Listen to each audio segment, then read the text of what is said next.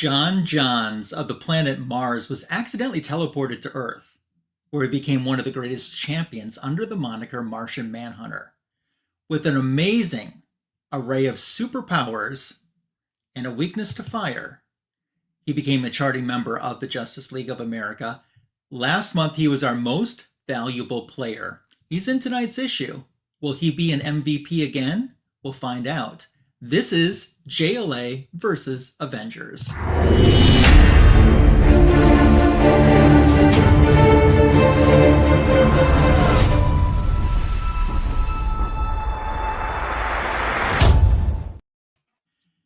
Welcome to tonight's show, JLA versus Avengers, with myself, Ryan Magic Lasso, and that Storm guy, John's Comics with Kids. How you doing? I'm doing all right. I was doing okay. I was trying to make you late. Trying to make you a little bit late. Why? I noticed that lots of shows were going live at 6 tonight, and your notification got pushed so far down it didn't even appear on my phone after I got the initial buzz. I went into my phone. I was like, wait, where'd it go? And so I was like, if we're 5 minutes later, maybe we will try. But do most people start on time? But if we started earlier on time, those other ones would climb on top and push us to the bottom.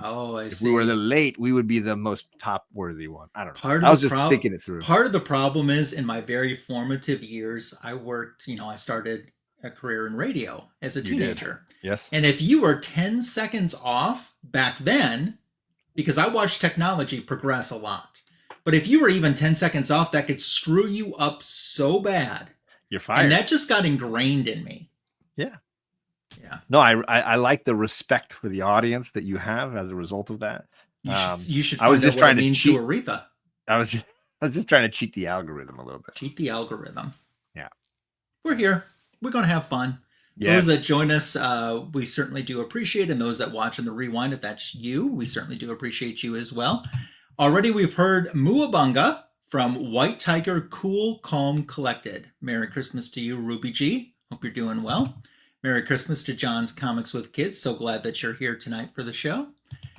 Matt in Clemson is going to be watching on the rewind. So thank you so much. We hope you do enjoy that. And, if your vote is needed for something, I'll just decide for you. I think that's fair. Quickly call him. Hey, Matt. Yeah.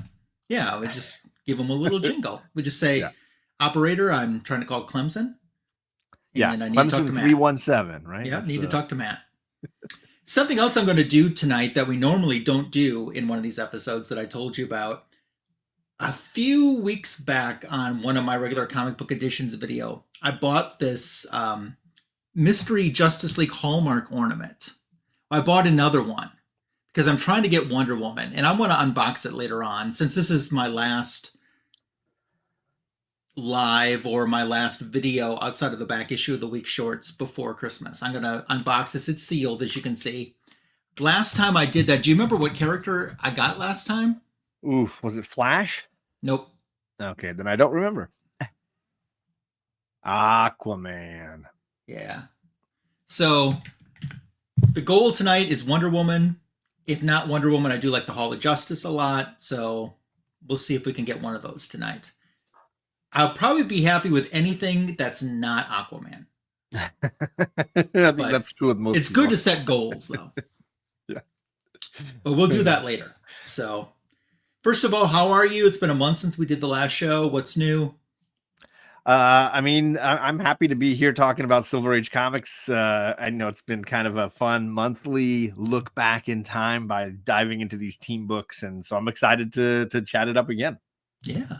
Varangian Vigilante Thorsten has stopped by. Great to see you. Thanks for stopping by.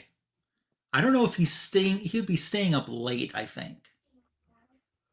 Yeah, well, it's like 4 a.m. his time, isn't it? Oh, then he got up early. Yeah. Either he stayed up late or he got up early. We're not sure yet.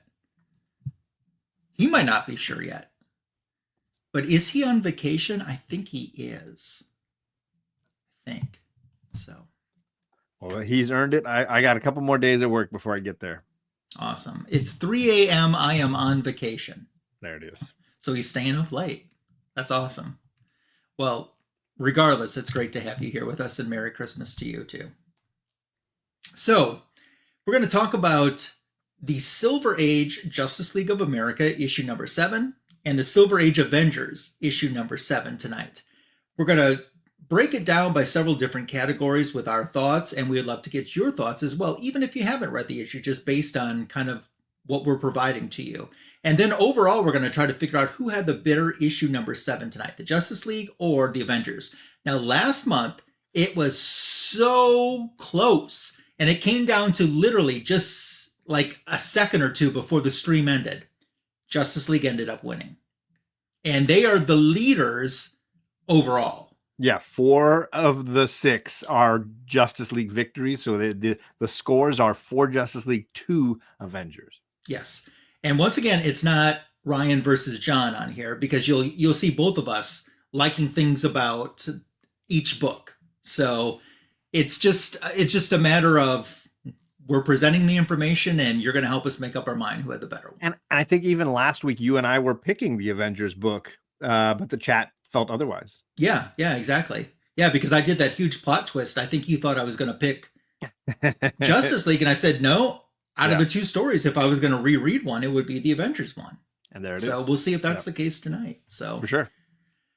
But every great story has to start with the cover. And first of all, as we begin, any story or recollection on how you added your issue 7 to your collection? This one I purchased, and it was part of a set of Avengers books that I snagged through a friend at Christmas time. And I got a few different early Avengers keys, or issues, I should say, single digit Avengers issues. And this was one of those. So this was like 5 years ago, something like that. Okay. Yeah. How about yourself? For me, I went to a comic show on Easter weekend 2023. And I found, and this is low grade. If you look close enough, there's a little water damage on it. And, probably someday I'm going to need to upgrade this. Yeah, mine's got a major spine roll. And yeah. For now, it's fine as a place filler, and I'm good with it. Surprisingly, the yellow's still not that bad on the cover, which I'd be most concerned about. Yeah. I got this issue 7 and issue 8 at the same time at the same place from the same seller, and I got a nice deal for bundling. That's funny. I got 7 and 8 together in mine as well. Oh, you did? Okay, yeah, that's kind of funny how that happened. There's a whole, because I bought a whole bunch of things, like including the 2 raw Poison Ivy first appearances and a bunch of stuff from this gentleman clearing his collection out in at my LCS. And I was like, just sort of picking and choosing and throwing as many things in as possible. And I missed out on a Stan Lee signed Avengers 4. Oh, wow. Because while we were negotiating over that like week or two, Stan passed, and he's like, you know what? I can't sell it at the price I was going to sell it. Yeah. So he sold that separately, and then he threw in a couple of goodies to make up for it for free. So I got like a first Nova or whatever, a few other things. Okay, nice. So looking at the covers, we'll start with the Justice League one. What are your thoughts on this cover? I mean, it's got wonderful colors. That's the best thing I can say about it, is the color work is really bright. It's obviously very goofy and very Silver Age comedic kind of fun. And that way I could see a kid seeing it and being like, what? Like squished Green Arrow, stretched out looking Green Lantern, fat giant Wonder Woman, big head, big foot flash. Like I could see them piquing their interest because it's such a funny cover. And I will say, of the first 20 or so JLA books, this was one of the covers I knew going in. Like I had seen it and it had stuck with me because I saw it and it was just so odd. Okay. Yeah, I agree with what you said too.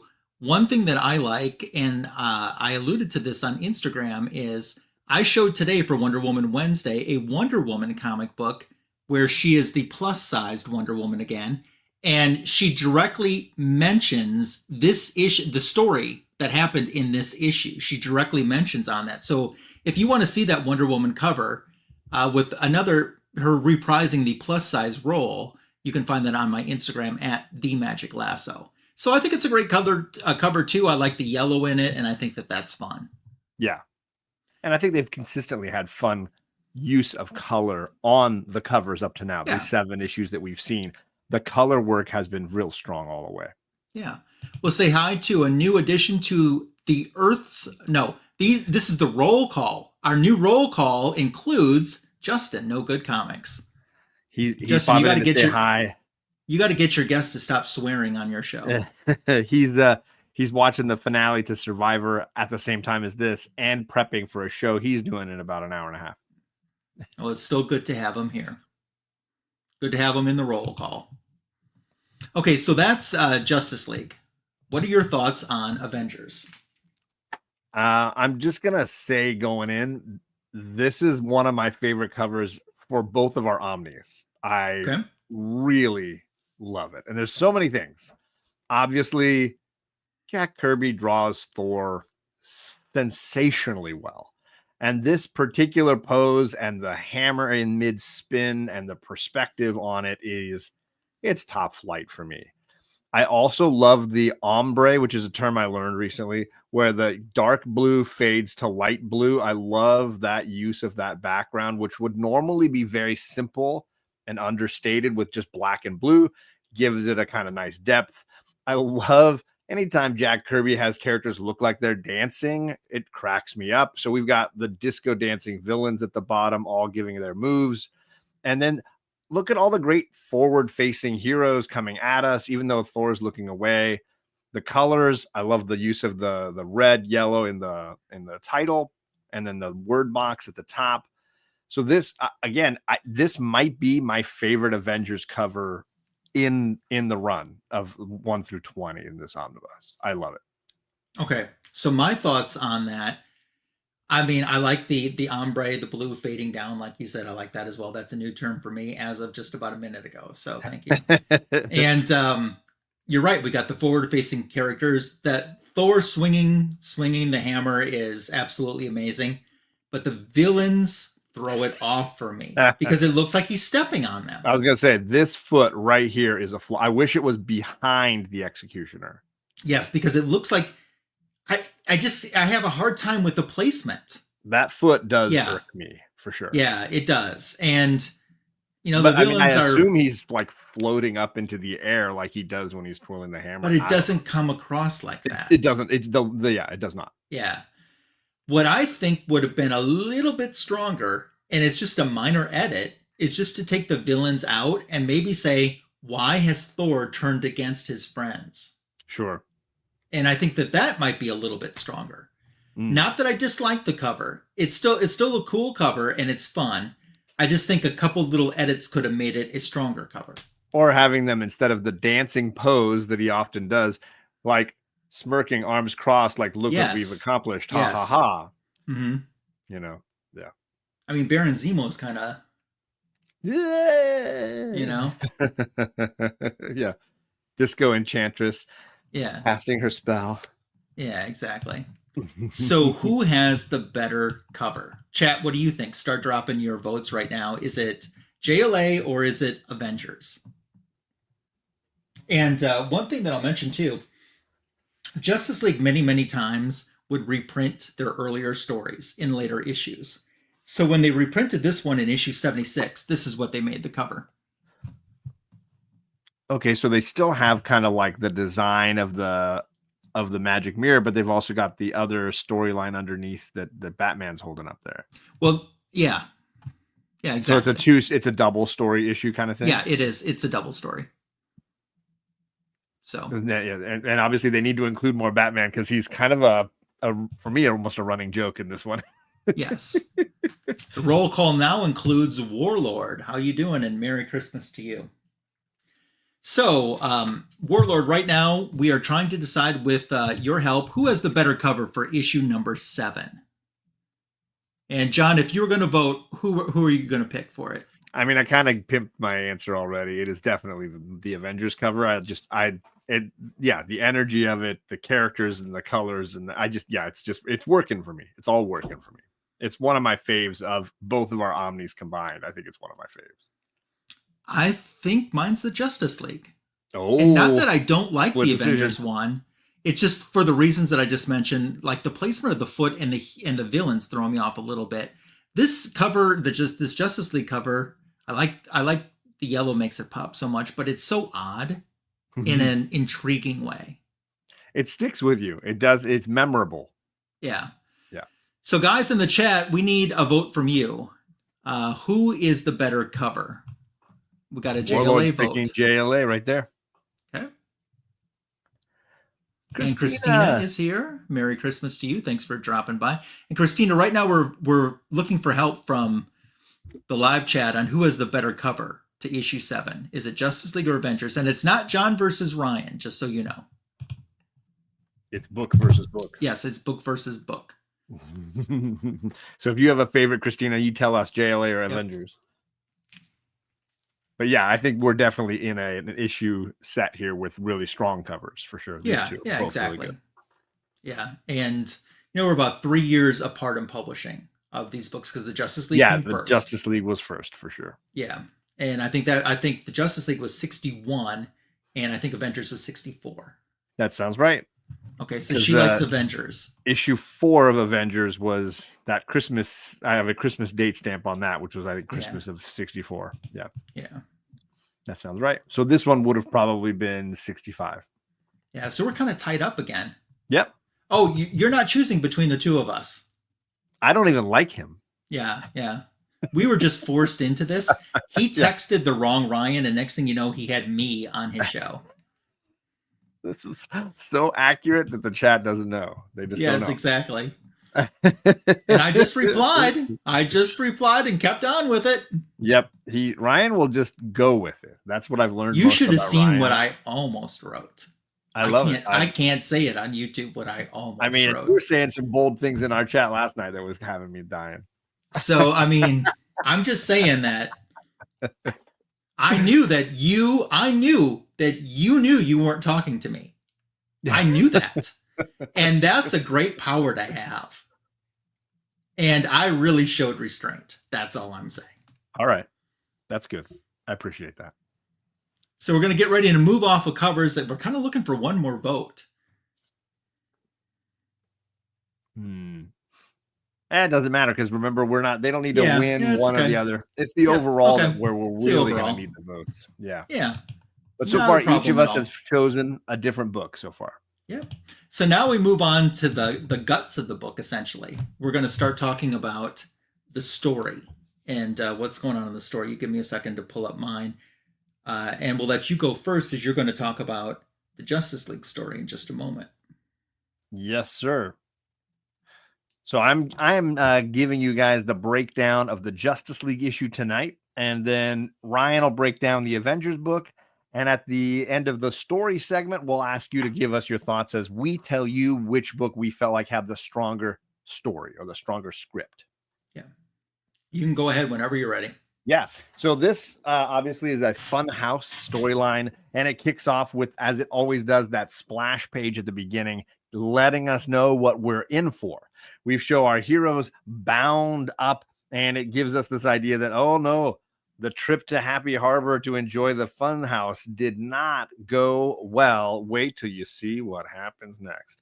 So we jump to the grand opening of the Happy Harbor Fun House, and all the people lined up as it's sort of unveiled. And among them, we've got old Snapper Carr himself out on a date with his gal pal. And I don't even know that he gives her a name. Midge.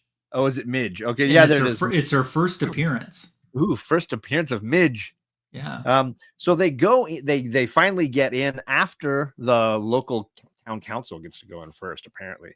And as they're running around, they go into the fun house and they get sort of blasted by space alien lasers. And the whole time they're feeling, this feels a little weird. I don't know quite what's going on. And they end at the end of a hallway, and it's a dead end. And they try pushing on the dead end, kind of like Time Bandits. And the wall gives way, and they fall through space and time and land on a distant alien planet where they're immediately attacked by monsters. And This is the first moment where I ever felt confident that Snapper Carr could do more than just speak slang and snap his fingers. He immediately picks up rocks and he's throwing them to defend Midge from the beasts, and he gets it right on the schnoz and scares it away, and then immediately calls the Justice League with his handy dandy locator tool, the insignia, this, what do they call it? His signaling device. So he sends word to the JLA, hey, I could use a little help here. The buzzers go off, and you see Batman and Flash and Aquaman and Oliver Queen and Superman all rushing to his aid. And immediately Superman, Wonder Woman, and Green Lantern are like, well, he's in the far reaches of space. We can get there fastest. We can fly. We can handle interstellar travel. And Wonder Woman's got the invisible jet. So they zip off, only to find him with a giant stick fending off weird dinosaur creatures. Wonder Woman uses a lasso on one of them. Superman grabs another one and beats it up. Green Lantern flies over and basically scoops them up with a little green hand protecting them, and then flies them all the way back to Earth. And when they get there, Snapper regales them with how this all happens and asks them for assistance. And the team basically decides, ooh, we need to go undercover and figure out what's happening at this funhouse. Also, we need to go to this far off planet and start rescuing people that accidentally have been dropped there. So it becomes a sort of dual plan here with the team, which has been the pattern all along, usually a 5-chapter storyline. This one is a 3-chapter storyline as we're splitting it into 2 groups.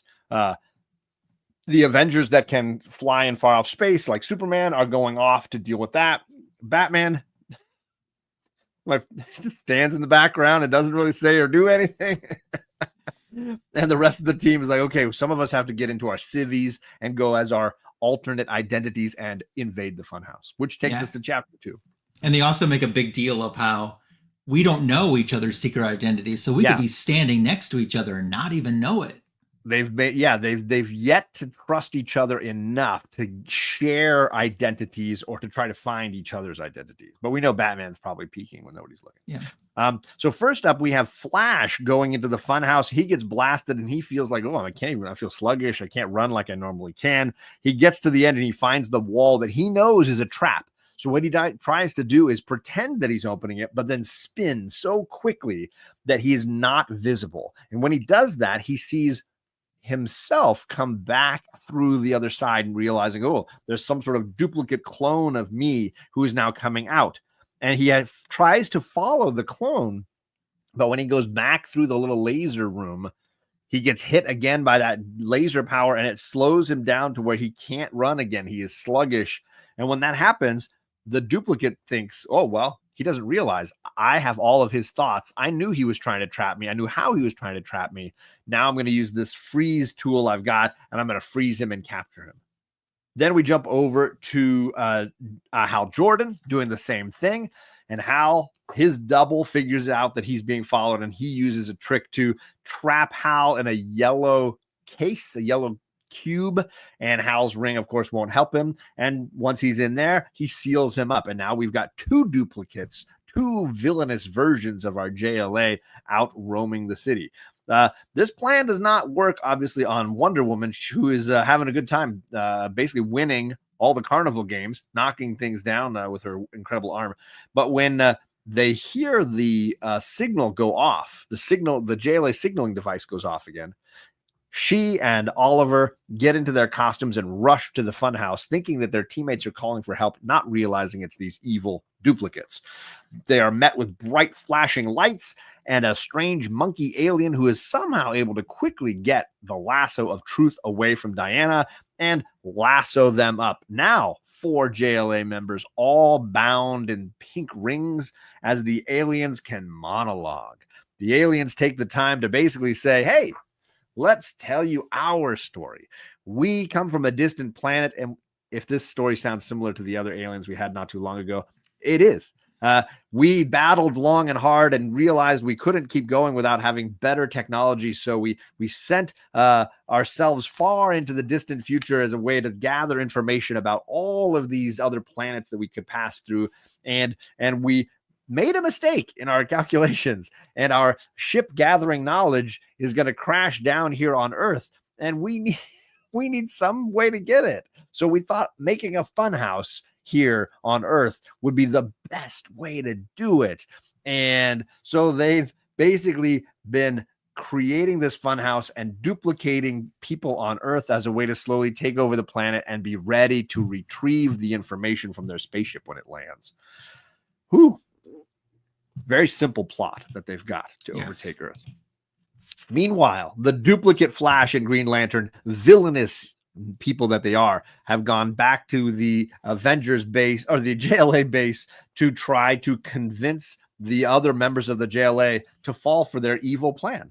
And their evil plan is to send some of them, like Aquaman, back into the funhouse and get them, under evil control, and send off those ones that they're more concerned of, like Superman and Batman, to the far reaches of the future as a way to get them out of the way, right? To abscond with their usefulness. And so, everybody falls for this crazy, wild plan.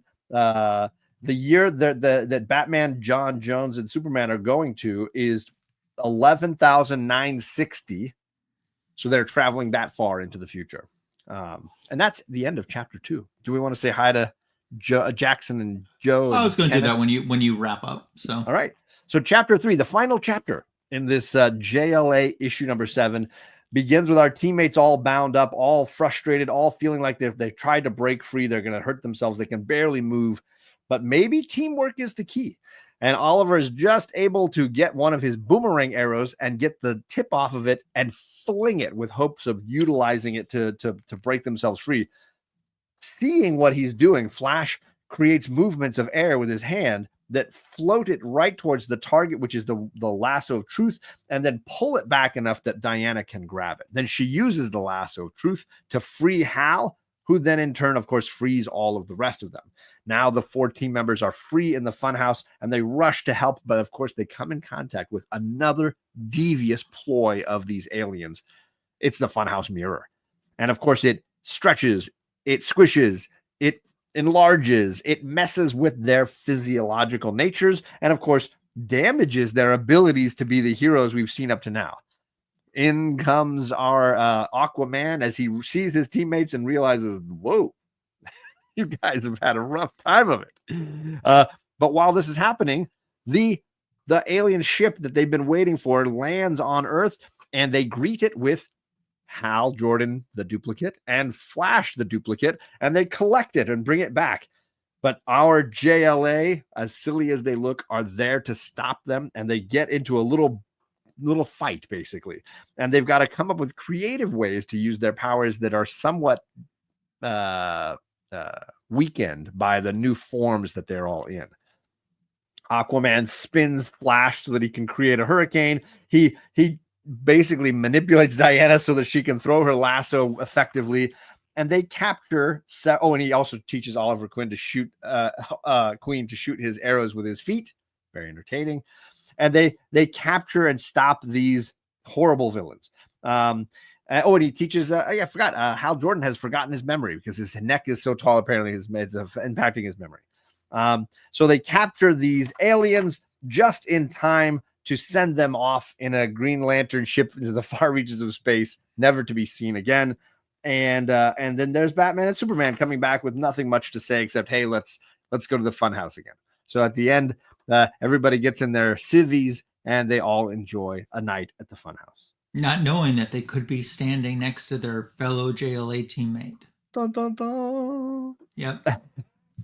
Hopefully that was a good enough recap for you. Yeah. Oh, I thought you did a great job on that. So now I'll give some official greetings to our latest addition to our roll call, starting with Meow, the Jackson Roykirk. And good then to see you, brother. Joe's here, Anachronic Comics. Merry Christmas to you both. Merry Christmas to Kenneth Bird. Jackson's realizing Silver Age stories. Yeah. Yep, it is what it is. And hello to Bobby Funhouse. What's up, Funhouse brother? over Gingerbread House. Something to think about. Yeah. So that is the details on the Justice League issue. We're going to move over and start talking a little bit of a recap now on the Avengers issue. Sure. Yep. Are you all set? I'm ready. Okay. Silver Age is my wheelhouse. Well, then you're in the right place tonight. Yeah. So, okay, their darkest hour. It starts out with Iron Man. He's being reprimanded during an Avengers meeting because he ignored a call from them 6 days ago, and the rest of the Avengers want this explained. You better speak up, mister. We're all waiting, says Ant-Man. And he says, I have no defense. You know, I allowed a personal problem to affect my sense of duty. And, you know, Captain America says, well, we pledge not to pry into each other's personal life, you know, if there's something we can do. And he's like, no, there's nothing that we can do. And they're like, hey, it's too late for the Avengers to help now. You weren't there when we needed you. So essentially he says, Thor, what is my sentence? And he says, you are suspended from all Avengers activities and duties for the period of 1 week. You may go now. Dismissed. At that very same time, what is Thor's father doing on Asgard? Almost the exact same thing. The same pose. Yes. He is banishing some folks from his realm that are being sentenced to spend their exile on the planet Earth. And it's the Enchantress and the Executioner that are gone. And the Executioner is being stripped of his weapons and his helmet. At the same time, Enchantress isn't too upset about this because she says, at least on Earth, I'll be near that handsome Thor again. And who knows what could happen? We could stir the spaghetti sauce. Maybe she doesn't say that part. She's thinking it. So Loki is witnessing all of this, hiding in the background. And he says, I'm very fortunate that Odin does not suspect that they were merely following my suggestions when they attacked Thor. So he watches them actually leave on the Rainbow Bridge, and they head into Earth. When they land, they're in New York City in the middle of traffic, almost get hit by a car. And, you know, the police are yelling at them instantly. And the Executioner is like, hey, you got to give me some RESPECT. Yep. And he's like, get away from me. You know, where the Executioner walks, he walks alone. And he's trying to figure out the Earthmen, and the Enchantress is like, you know, we are strangers in a strange world. We need an ally, someone to help us and to lead us. And at that moment, she's stepping on a newspaper that's talking about Baron Zemo. And then they learn about him. The last issue. Yeah, from the last issue. Yeah. And we stop just at that moment. To cut over to Captain America, he is doing one of his daily workouts, and he's got these tough wrestlers, and they're going to take him on, and he's showing, you know, that he's still got the moves like Jagger. And as much as they try, it's a you know, a good stiff competition, but he still defeats them. They're knocked out and winded. So later on, as he returns to his quarters with his young friend Rick Jones, he realizes that Rick has found one of Bucky's costumes tucked away in the closet, so he's tried it on. And Steve is not happy about that at all. He says, take it off. I never told you to wear it. He's like, but Cap, what's bugging you? I didn't do anything. Gosh, I don't know why you're going to get all angry. All I did was, and he yells, I said, take it off. And he says, don't ever call yourself my partner again. I lost my partner. I'll never forgive myself for letting it happen, and I'll never let it happen again. And he kind of bursts into tears, and he says, do you think I could bear it if anything happened to you too? I'll never have another partner. I won't be responsible for another life ever. And then that kind of renews his anger towards Baron Zemo, who, of course, he was just fighting in the last issue. We cut over to see what's going on with Baron Zemo in the South American jungle. And Baron Zemo, you know, is being ruthless and raising the taxes and the bounty that he wants, pay tribute to him. When all of a sudden, in an astrological form, the Enchantress and the Executioner appear and tell him, and, you know, he's even throwing stuff at them, and it's flying right through them because their physical form isn't there. And she tells them how he wants him to come to New York and join forces. And, you know, you can take down Captain America. We can get our revenge on Thor. They're together on a team. And he kind of decides, this might be a good idea. And then once again, Enchantress says, somehow, some way, I've got to think of a scheme to make the mighty Thor mine. Now, sometime later, it says, Giant Man and Wasp are preparing for a short journey to New England to begin a scientific research. So the Avengers meeting is broken up, and they're all starting to go their separate ways, and they all take off. And meanwhile, Captain America and Rick Jones are being watched by someone. And he's like, I have timed this perfectly. This is the correct moment now to show myself. And Captain America's surprised that someone was back there. And he says, it takes a special person to catch me by surprise. And he tells Cap how he has to speak to him and that he was formerly second in command to Dr. Zemo. And he says, hey, that makes you an enemy of mine. You're an ex-Nazi criminal, too. And he's like, no, don't lose your temper. I've come to undo some of the harm I did in the past. And Bucky's trying to calm him down. And he says, I guess I have to because you're my one chance of finding Zemo again. Where is he hiding? Where is he? And he tells him that he's in this uncharted area of the Amazon jungle, and I can tell you how to find it. And he's like, hey, that's enough. That's all I need to know. I am getting out of here.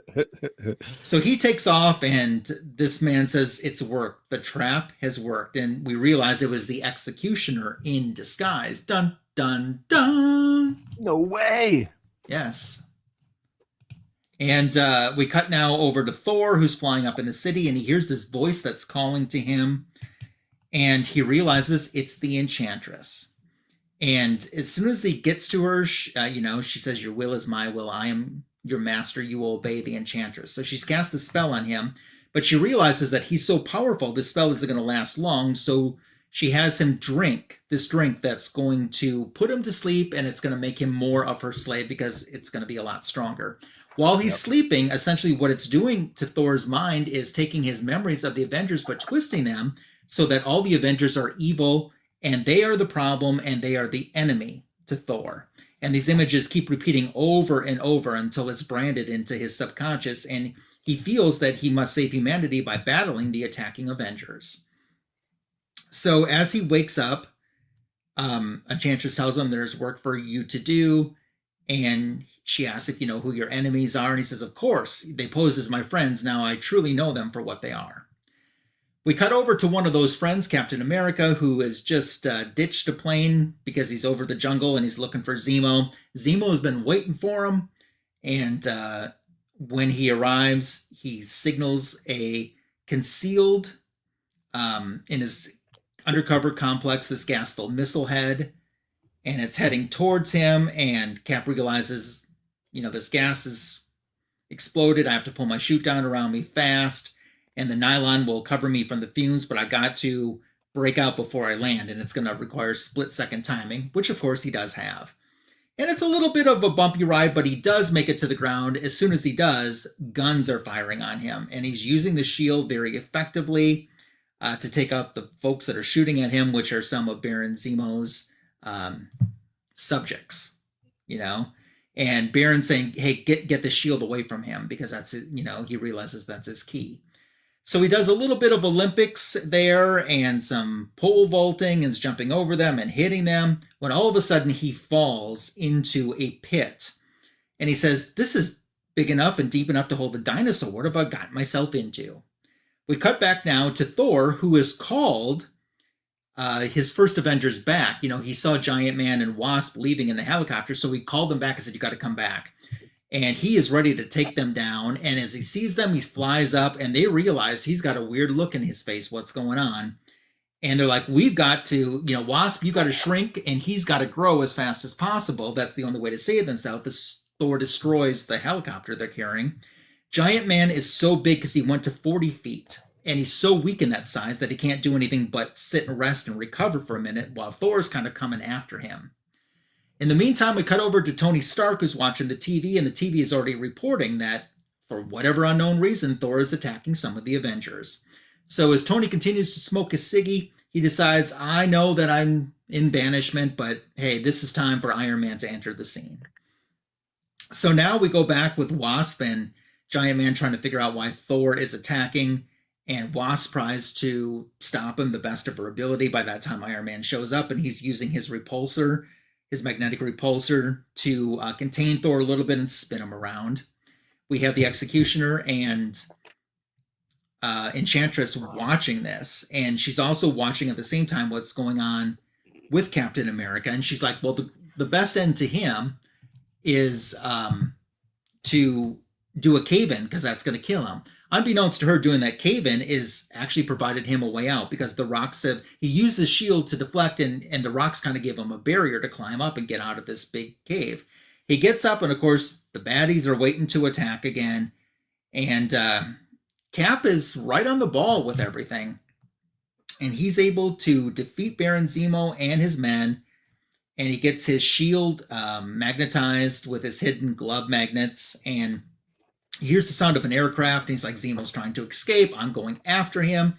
He hooks with his magnets on his shield. He hooks that to the plane as they take off. And that's all we get for a moment as we cut back to the battle between Iron Man and Thor and Giant Man and Wasp. And finally, Giant Man is shrunk down to his normal larger size, which I think is 12 feet. Yeah. And he grabs him, and Thor's the hammer starts coming back, and I mean, Thor is handing their behinds to them easily.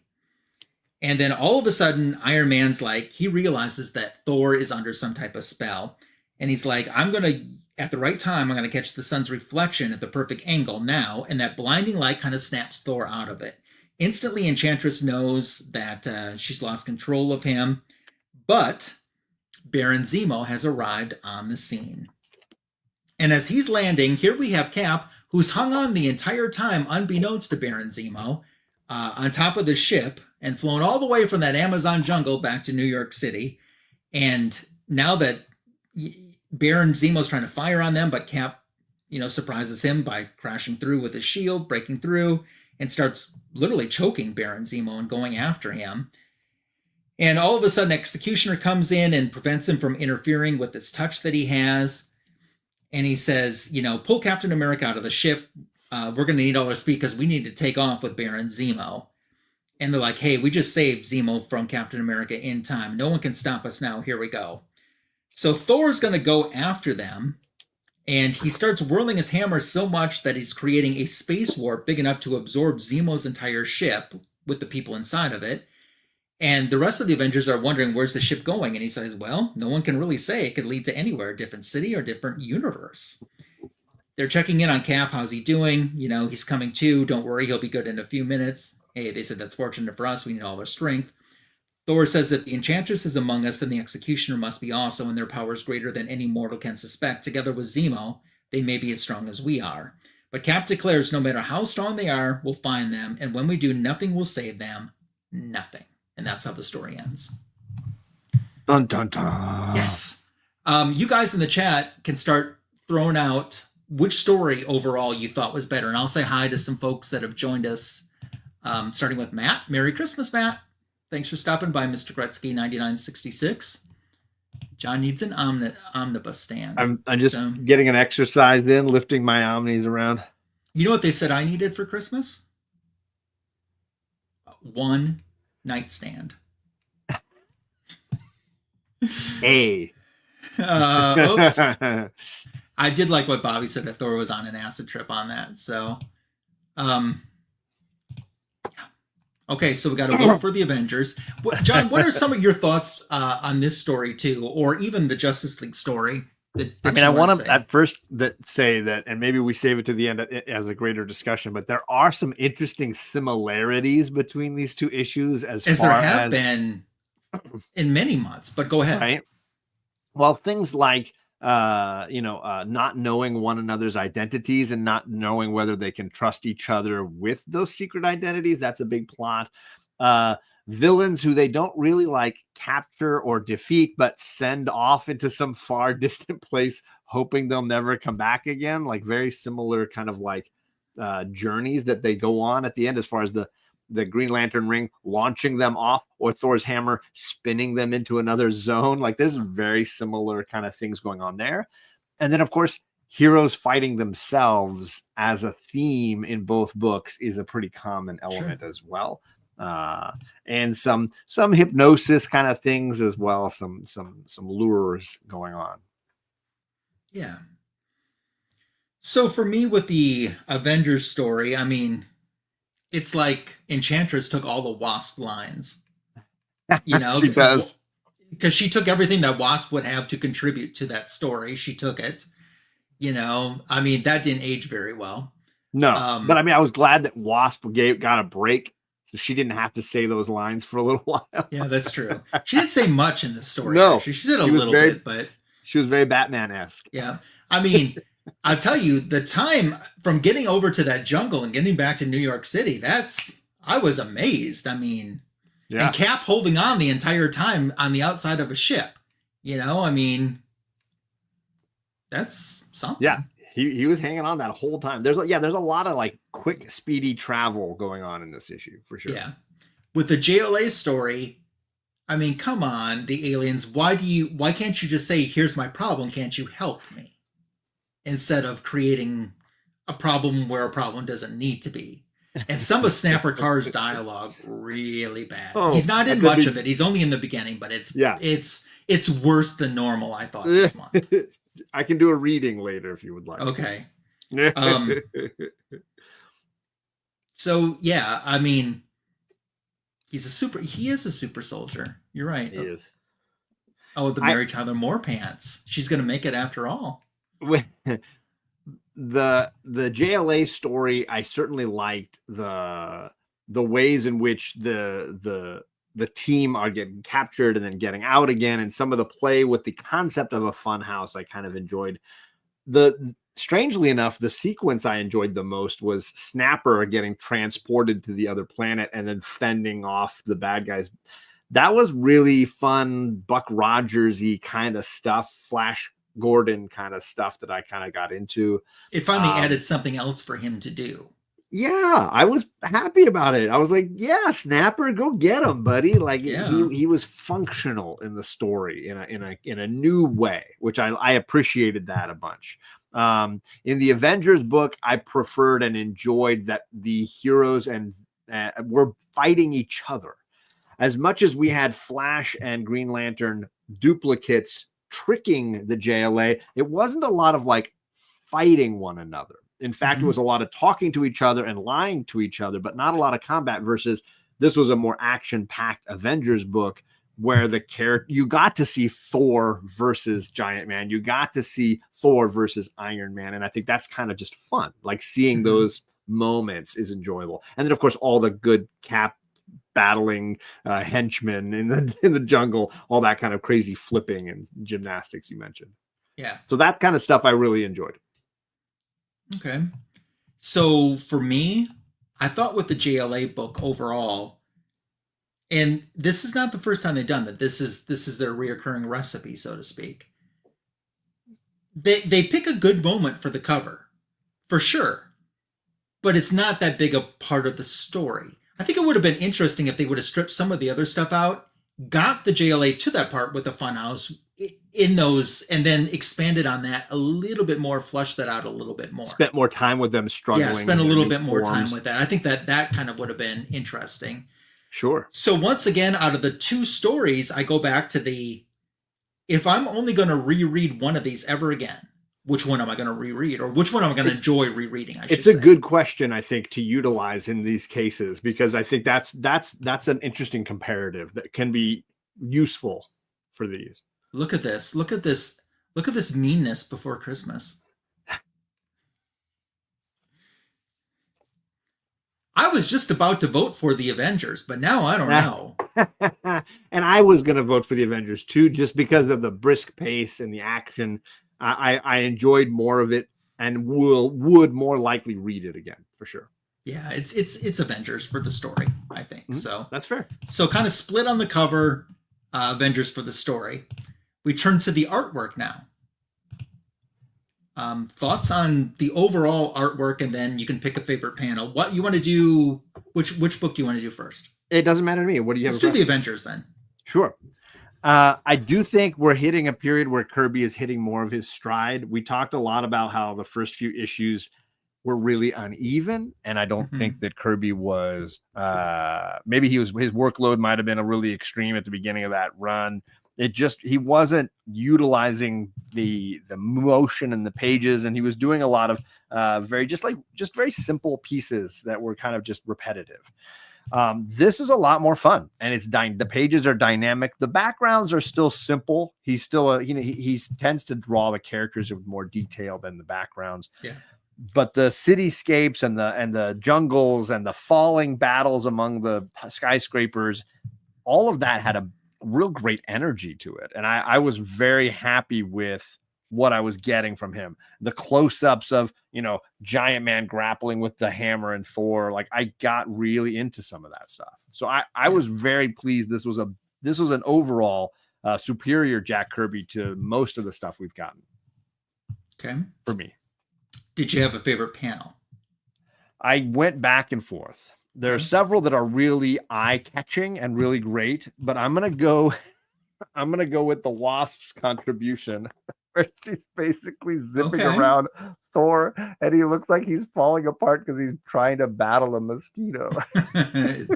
Yeah, that is something you don't see all the time. It just made me giggle, and I was like, "Yay, Wasp is doing something useful." So in the end, I went with a very some would argue just like forgettable panel, but because it was just Wasp doing something useful, Thor in a funny pose, and trying to kill a wasp with a giant magical hammer, it's not easy.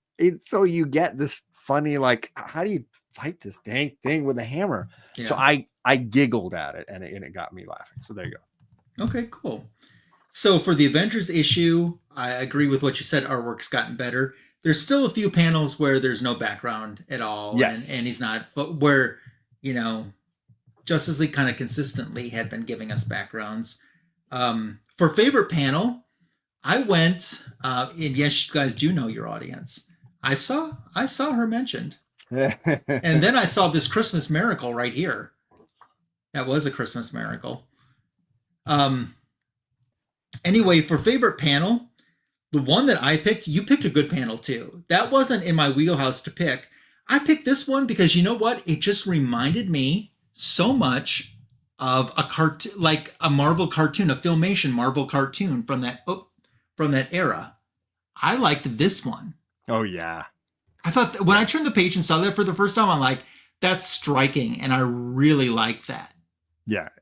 And again, Kirby really does for the way the character was invented, obviously. But you also see there's a lot of background in that too, and that really works. And a dynamic perspective, and yeah. So that's the one that I picked. And I'd love to highlight, obviously the creepy Avengers. I think that's a really that's pretty cool. And that's an obvious pick. And I flipped to it, and it was instantly like, oh wow, look at the light work and the detail on Iron Man's helmet. There's a lot of fun things happening there. But in the end, some of those other ones that, like you mentioned, yours, I think it's amazing those little panels, how dynamic they can be. Yeah. Let's talk about the art in the JLA book. Let's do it. And your thoughts on that. So I think this book is at its best when it was giving me the Flash Gordon, Buck Rogers, outer space vibes. So seeing the aliens in their rays and the far off planets and their creatures, that's when this book was hyping me up the most. And I was getting the most out of the art for me in those surreal sequences. Yeah. The second we got back to, I was shocked at how boring most of the Funhouse was and how flat some of the other sequences were. So if you want, do you want me to show you my favorite panels? Yeah, go ahead. I really love, and it's partly the color work, but I love this panel where you see Flash going in the first time and being hit with all the rays. I love the pinks and the purples and the blues and the little flashing lights all around him, the light work shining off of his silhouette. Something about it just really caught me. Now, I will say it didn't make me like, some of the other panels made me laugh, and I do feel like the funniest panel for me is where is it there? It's a Batman panel. It's so freaking hilarious. Oh, was he in this issue? Exactly. It's like, it basically, you could almost count how many times Batman is just left like with part of his face peeking out in the background. In it always made me giggle. And I'm trying to find my favorite one. I mean, I guess it's basically like this, where you get like he's just like he's there, but like nobody notices him. He's just like he's not offering anything. Oh, this is the one. Sorry, there it is. But, yeah, he's just there. Look at that whole team. Yeah. Everybody gets a full face, but poor Bruce is just like, hey guys, I'm a member too. I'm in the JLA too, guys. Yep. I swear, Hal, get out of my way. Like, that's hilarious to me. As somebody who's living in the Batman is in every book and on every cover era of DC, just have him like they literally put Hal Jordan and like directly in front of him. That's the funniest panel for me. I'm going to give some thoughts on mine. First of all, you guys in the chat, you're seeing the art again. Who had the better art, do you think, in this issue? Was it the Avengers or JLA? Start dropping your comments. And hello to our new roll call includes the art chemist. Good evening to you. And this is Mike Sekowsky, right, for the JLA book at this point. I think he's the whole volume, I think, if I'm not mistaken. Yeah. Kind of like Kirby over on the Avengers. Yeah. So because of the Funhouse, there's a lot of plain backgrounds in this stuff. And it's in panels like this with the walls, and there's nothing on them. But look right underneath that. Yeah, underneath. For me, I mean, that's the cosmic stuff that I dug. Like, that's the stuff where I feel like this book was blowing my socks off. Those original, the color work is really different and trippy. And I was like, that's the stuff I was digging. Yeah. So the art's still good. The art has we've never had a problem with the art in the Justice League books any month that we've been doing this show. Never. So I'm going to pick out my favorite panel. And when I saw this, usually when I'm reading this, if something grabs me, I'm like, I just keep it in mind. And then I look to see if anything grabs me more as I continue to read the story. That's kind of how I come up with my favorite panel. And I certainly saw a few things that were runners up. But honestly, my favorite panel is going to be, I'll drag me over here, the opening splash. And the reason why, look at the expressions, especially on Flash, Wonder Woman, and Green Lantern on their face. Now, Flash has got like, I don't know what type of look that is. Wonder Woman looks not that intelligent. No, and very Green Lantern looks like either he's so defeated or he's asleep. But I thought that was such a cool image, and that was my favorite panel out of the entire book. Was the group shot. And they're consistently strong splash pages at the beginning of these issues that really just suck you right in. Yeah. So you guys in the chat, now's the time to drop it, because John and I are going to talk about who had the better art. So which book do you think? I'm going with Kirby on this one. I really felt like it was a superior book. There were a lot of panels in the JLA book that I just found really flat and really bland. I still can't understand why they had to make the wall that pushes away and transports you to another realm just be a beige cube. Like, it just was really flat to me, and like it could have been very dynamic and interesting. This was like a Rainbow Bridge opportunity to really do something psychedelic, and I feel like they just got tired and didn't have time or something. I wanted more of the Buck Rogers outer space stuff and the crazy dimensions that we're getting traveled to. And I do love seeing them in their civvies. I thought that was really nice. The team out of uniform stuff was really well drawn. But for me, the Kirby stuff was just more dynamic. I should have mentioned this in the story, that Steve called Diana Angel. He always called Wonder Woman Angel. Like, why are you calling Diana that? Because interesting, he's not supposed to know at that time. I didn't catch that. Okay. Yeah. And he called Diana Angel. So I thought that was interesting. Yeah. Cause we get their spouses or alternate gal pals as well. Right. Cause Flash is there with Iris, and Lois Lane is there with Superman, Clark. And I don't know the gal that Batman's there with. I don't even know that it was Katie Kane, who was the original Batwoman. Oh yeah. Okay. So everybody has a gal pal or a significant other like Steve Trevor that they are with when they go at the end of the story. So I wasn't familiar with Bonnie King. That was Oliver Queen's escort. Okay. And then John Jones was with Diana Mead. I don't know who that is either. Yeah, me neither. So I was happy to see so many of those ladies like Carol Ferris were still there. These ladies some of them stood the test of time. Mm-hmm. But once again, with the artwork for the JLA, a panel like, a panel like this one makes things interesting. But earlier in the story with Mike Sekowsky, and another thing, you're talking about the outer space stuff. That entire page right there, I think, is pretty good. Yeah. Of what we've got. But Mike Sekowsky... The cosmic stuff is really strong. Absolutely. Yeah. Mike Sekowsky is also giving us, a little bit of sexiness. There's that butt. That butt, yeah. I almost picked that Diana booty. Yes. I'm going to go with JLA for my pick for the art.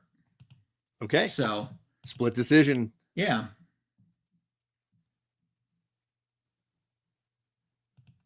So slightly to the Avengers' advantage, I think. Is that right?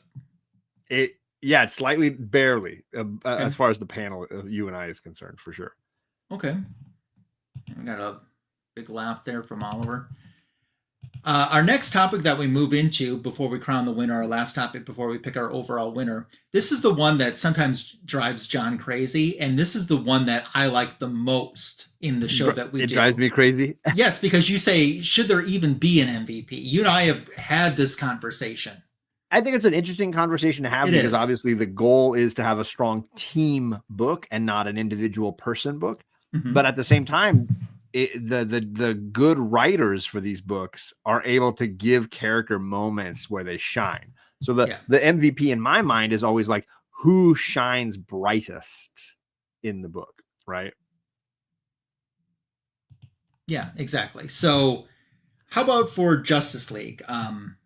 Who is the MVP in Justice League? I've hinted at it all night long. I'm giving Snapper Carr the shot tonight. Like, he has zero powers. He's the first to stumble into this mess. He rescues and saves the girl and gets the Justice League on top of a mission they had no clue was even happening. I'm going Snapper Carr with my pick here. And the other team members have moments where they are valuable and interesting and useful. But for me, I was most impressed by Snapper, and I never thought I would say that. I'm actually going to say Aquaman.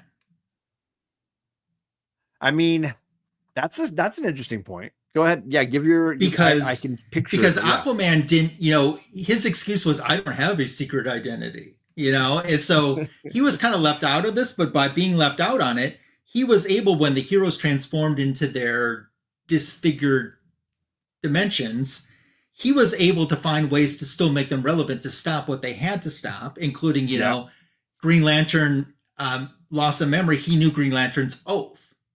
Yeah. Which is what kind of snapped him out of that. So there's Signature King joining us.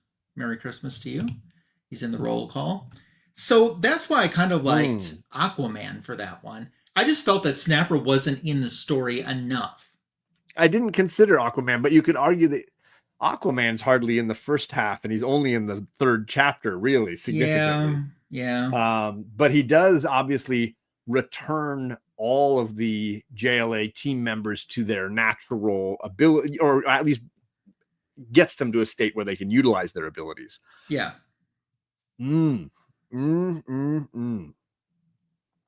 Tricky. Oof.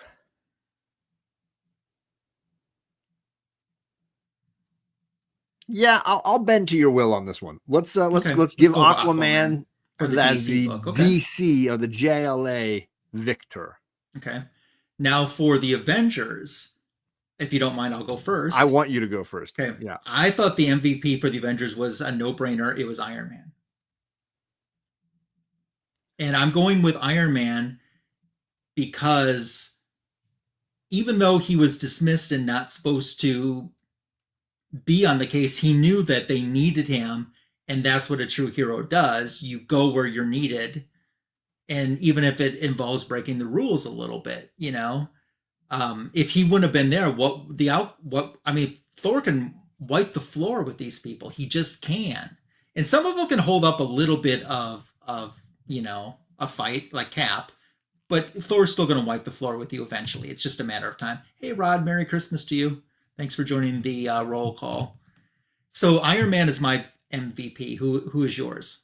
I was on the fence because it obviously can't be Thor, even though he's the one that sends the bad guys away at the end. Thor's the one causing all the problems. He's the one that was foolish enough to say, hey, that's the Enchantress who always like mind controls me. I'm going to go talk to her. Yeah. Right. Out. He's instantly out right there. That mistake. Captain America does a ton of valuable stuff. He's defeating Zemo's squad and he's hanging on the ship, flying all the way back. But he also is not operating from a place of hero team. He's operating from a place of, I need to defeat Zemo. I got to stop this guy. There's a selfishness to his actions. He's very emotional in this issue. Very, yeah. So I'm going to go with you. I think Iron Man, for the reasons you stated, would be my pick as well. So then Iron Man versus Aquaman. Yeah, Iron Man versus Aquaman. I think I know who I would go with. I mean, Aquaman does more. Aquaman has more individual actions. Iron Man defeats the bad guys by returning our hero to his rightful state. I also like the beginning. I think it's maybe underappreciated, the fact that Iron Man basically accepts his punishment and doesn't argue or try to defend himself. He owns his mistake, and rather than reveal his identity and reasons why, he accepts whatever punishment the team agrees for and then is banished for a week. So I appreciate his integrity, I guess. So it's something else to think about. Most valuable pants, the Enchantress. And hand gestures. Yes. So who would you vote for out of the two? I'll go Tony Stark. I'm going to go Tony Stark. I was thinking the exact same thing. Hey, we agree again. Yeah. We agree on that. So, yeah, that's the exact same thing. So, you guys, here is where we really need you right now, because it is time to decide who the winner is. Just to recap a little bit, I am cold. It is cold up here. So to recap a little bit with the covers, we kind of thought it was split even. Yeah. The story we thought went to the Avengers. The art we're kind of split on. No, it was Slight Avengers, wasn't it? No, you picked JLA, I picked Avengers, so we split on that one. Yeah. And then MVP, we both agreed went to the Avengers side. Yeah. So did Avengers have the better tonight with all of these factors considering, or did the Justice League? Tell us in the chat as John and I come to our conclusion as well. Yeah, this was a good split. I feel like there was a lot of value to both issues. I don't think either one of them was like the pits. I don't think either one of them was a problem. I think they both had a lot of fun to offer, and I could see kids picking these up and having a blast reading and enjoying them. For the panel, it seems pretty clear Avengers came out on top just in our discussion. Mm-hmm. What do you think? I think it is Avengers tonight.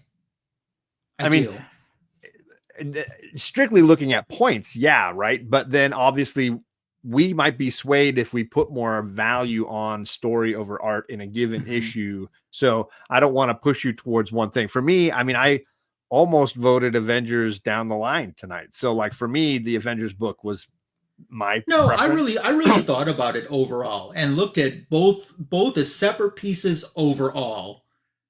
But then I kind of go back to that criteria that I mentioned before that I use. If I only was going to read one or only pick up one, which am I going to get the most overall enjoyment from? Sure. And here's the thing.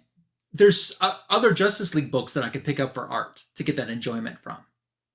And we voted on them. Yeah. So that's why I'm really going more Avengers. It's not because I feel obligated to. It's not because they're down and it makes the show more interesting if overall. There's nobody wins a prize. No, it's nothing like that. I just thought it was the Avengers. And the truth is, like, it's the competition side is just for us having a laugh, like really enjoying the books, and getting into the debate of these two runs because they were, 3 years apart, but really like similar trajectory and value to their publishers, to the chance to create new characters and create popularity for those characters. So in that way, there was a lot in common. So the comparison is ripe. Yeah. So your pick is Avengers? Yes, sir. I think that the winners tonight. I don't really think that Justice League did give it a decent run for its money, though. Certainly did. Nothing to be ashamed of there. But I think tonight it was Avengers on it. So next month, next year, it could all be different, though. It could be a totally different ball game. And we hope that you'll join us for issue 8, which will be on John's Comics with Kids channel. There is a link to his channel if you're not subscribed. I don't know why you wouldn't be. Something else to think about, John has membership tiers on his channel now. That's something to look at, too, if you want to do a little bit more support there. I certainly know he would appreciate it, and there's some cool stuff. And Merry Christmas to you. And, but don't go, because I have to do this yet. You've got a mystery We're going to unboxing. do this right now. Let's do it. I almost forgot Put yourself about on this. the big screen. Okay. Make yourself bigger. So, in a nutshell, there are these mystery ornaments at Hallmark of Justice League. You could get Hall of Justice, Cyborg, Aquaman, Flash, Superman, Wonder Woman, or Batman. And you don't know who you're getting. I don't know if you can hear it. I can hear it. Oh, okay. Yeah.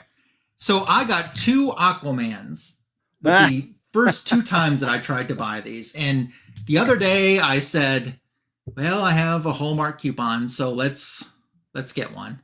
John, make your prediction. Who's inside here? I want it to be Wonder Woman. If it can't be Wonder Woman, I want it to be Hall of Justice. If it can't be either one of those 2, I want it to be anything but Aquaman. Can you show me what the Hall of Justice looks like? I see Batman. I see Superman and Wonder Woman. Oh, cute. Okay. So I'm gonna go out. I'm gonna predict Superman on this one. Gonna be Superman. I think it's a Superman. You know what? It's Christmas. Just for the trailer tomorrow. It's Superman. For the trailer tomorrow. Come on, Wonder Woman. You know what? It's Christmas. It's Wonder Woman. This is an early Christmas gift. All right. Could be. Let's find out who it is. In advance, Yeah. Where did you get this? Walmart, you say? No, Hallmark. Hallmark. These are Hallmark exclusives. And from what I've been told, a lot of Hallmarks don't have them. But my Hallmark here in town had it. I don't know that I have a Hallmark store that I know near me. Okay. No. And the weird thing is, once you get this off, they're in like this little casket that you got to bust open. I should have prepared for this a little bit Signature better. Singh says he's going to lose his mind if it's Aquaman. If it's Aquaman, I don't know. You better send one to me at that point. Yeah, at that point, Aquaman's for everyone. Everybody gets one. So, okay, it's got this little door here. Okay. I remember having a hard time opening these up before. Like, you could see I'm pulling. Oh, it was Did not. You see it? It was not green and yellow. Where did it go? It looked dark, like blue, black, like a Batman cyborg. I don't know where it went. It went over to that side where you're looking. I see it. I see it. Hold on. Grab it. Yeah, go grab it. Don't unplug your headphones or anything. It seemed I got black. it. I saw it. I'm going to bet it was a Batman. It looked like Batman flying away. Now, who said it was Cyborg again? Jackson Roy Kirk. Well, he's wrong. Because you know what? Christmas wishes do come true. What? That's perfect. So I saw her hair then when it went flying. I saw something black. I assumed it was. But did you see how hard that was to open up? It went for a ride. It did. I am so happy. Prayers Look have been at answered. Spin her around. Let's see the hair in the back. Okay. And she got the lasso on the side? Does she? No, I don't see it. No, I don't think she does. Congratulations. Yay! It is a Christmas miracle. Festivus. Good thing she's not Fred Gilly. Yeah, I mean, that really was a ride. You know what? Maybe it was Aquaman and she spun and then landed as Wonder Woman. That's hilarious. You know what? That's not too bad. 3 purchases is what it took for me to get a Wonder Woman. That's not too bad. Yeah, 1 for 3 is a good ratio. 1 for 3 is not bad. Because there were like 8 options, right? So yeah. So John, pretend that you want to see the hair. Oh, look at my that. God. That's So pretty good. awesome. That's great. I think the funniest part is that it just went flying. I think you broke the coffin or whatever. Well, they snap back together. I've done it on the other ones. Ah, you did. It's They two are pieces. very, and you know they do this. They put these in these little things because in the bags you can kind of feel the shape. Ah, so they. So want you now to they not all put know. them in a universal thing, and you have no idea. That's fine. Those dirty dogs. Yeah. Well, that's. Well, congratulations, sir. Thank you. I got a king of the seven seas and a princess of the Amazons. Perfect. Although it's been said many times, many ways. Merry Christmas. All right. Anything else, John, that you want to talk about or promote or mention or?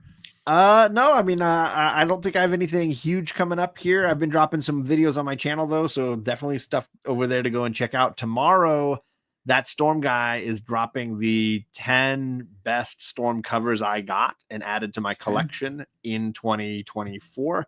Obviously, a lot of good Storm books were being published, so a lot of variants, but I also got a few back issue covers that I had never gotten before. Some good Jen Bartel covers and stuff. So it's fun Storm variants dropping on my channel tomorrow. Will you ever do a video, maybe next year, of the best moments of Storm stirring the spaghetti sauce?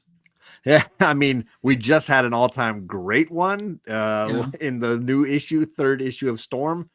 And that, I mean, I don't know about stirring the spaghetti sauce, but definitely somebody slurped it up.